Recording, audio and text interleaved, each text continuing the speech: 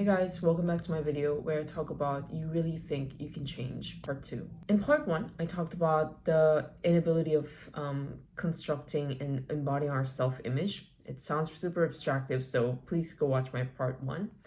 Part 2, I'm going to focus on time and the elasticity of time. Did you know that it takes 30 minutes a day to read one book per week?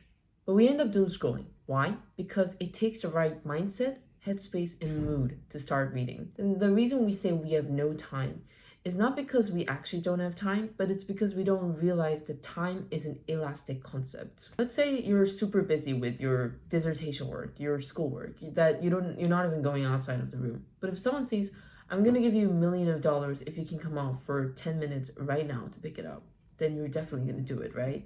So time is elastic, where it can bend and be super flexible with it. Time doesn't shrink or expand on its own. It's you who stretches and bends it around whatever matters most of you. I'm basically saying it's about priorities. Then why is it the early 20s who just graduated feel as though they're the busiest person in the world? And I think it's because this one institution that has set the priority for us, called university, is gone. This sounds so simple and obvious, but after uni, I was surprised how we could basically do whatever we want. Like, I can just start my own company, move back to my home country, go backpacking, work in Bali. I chose the Bali option, but it was an extremely difficult decision because as per part 1, I couldn't dare imagine myself, having lived in the UK for 3 years, suddenly be in a country that I've never visited. You're left with a constant decision from what you're gonna wear, where you're gonna move, where you're gonna live, what tasks you're gonna be working on, what industry you're gonna work in. So it's quite the first time with no deadline or guidance or peer cohort who are going through the same tests, exams, homeworks as you. So it's the constant decision fatigue.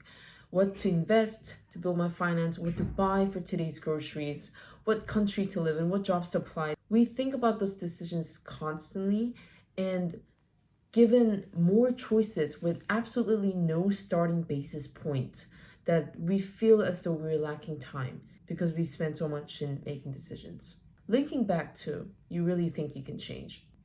You can't do everything. I wanted to do everything at the same time. I was building a startup, writing my book, starting my YouTube channel, starting my another TikTok channel, starting my another TikTok singing channel, reading, making friends, building network. Absolutely not. By no means I'm not saying limit yourself, but focus on 1 to 2. Give yourself a time period to do 1 to 2 things at one time, and then move on to the next 1 to 2 things. Even though you might think we're in 20s where we have infinite energy and time, it's quite not. So we really have to be selective with what 1 to 2 things we're going to focus on and who's going to have access to you. The reason change feels impossible is not because of time nor willpower. It's that for the first time in our life, nobody is setting the clock for us. I think this is the greatest privilege that we as early 20s have, especially those early graduates, because we get to finally decide what's worth spending time for. So if I say, do you really think you can change? What I was really trying to say was, what is it that you're willing to stretch your time for? Because the moment something matters enough, you will find that 30 minutes. It just magically appears in your day.